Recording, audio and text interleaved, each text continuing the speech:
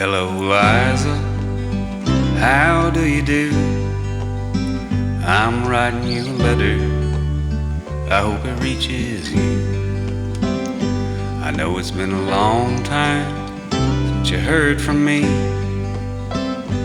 I'm still kicking around here in Tennessee.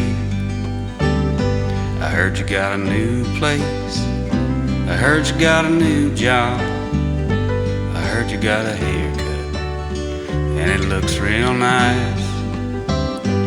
Are you ever lonely? Do you ever think of me? I heard you got a new man, I hope it treats you right. And before you toss this letter away, there's something that I've got to say.